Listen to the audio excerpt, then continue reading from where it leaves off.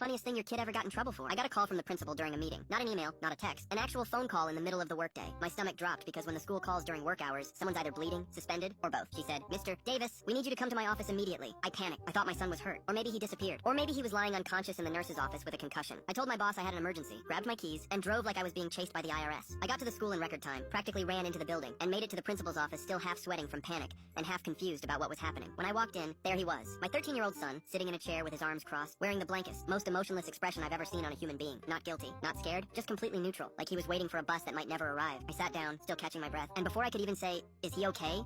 the principal folded her hands on her desk and hit me with the most unhinged sentence I've ever heard in my life. "Mr. Davis, your son is suspended for 3 days." I blinked. He broke into the teacher's lounge and dumped 5 bottles of laxatives into the communal coffee pot. "I'm sorry." "What?" she continued. "Our entire school runs on coffee. And as of right now, I have 0 functioning staff members for the next 2 days." I looked at my son. He didn't move, didn't flinch, just sat there like a statue of indifference. I tried to keep a straight face. I really did. I pressed my lips together, nodded like I was processing the severity of the situation, and told myself, "Be a responsible parent. Don't laugh, don't laugh, don't laugh." 20 seconds. That's how long I lasted. I burst out laughing so hard I had to lean forward in my chair. My son, who had been sitting there like a court defendant waiting for sentencing, finally cracked and started laughing with me. We were full-on cackling like 2 idiots who just found out they won the lottery. The principal just stared at us with the most exhausted, disappointed, soul-crushing look I've ever seen on another human being. She rubbed her temples, let out a sigh that could have powered a wind turbine, and said, "Get out of my office." We left, still laughing. School got canceled for 2 full days because apparently every single teacher got hit. The gym teacher, the lunch ladies, the security guard, even the librarian who never drank coffee but made an exception that morning. My wife was furious when she found out. She went on this whole rant about responsibility, consequences, and how we raised him better than this. Meanwhile, I'm standing there nodding along, pretending to be serious, but internally I'm thinking, this is the greatest prank I've ever witnessed in my entire life. We decided to take him camping during his suspension since he couldn't go to school anyway. Spent 2 days in the woods, roasting marshmallows, telling stories, and honestly just bonding over the fact that he had single-handedly shut down an entire institution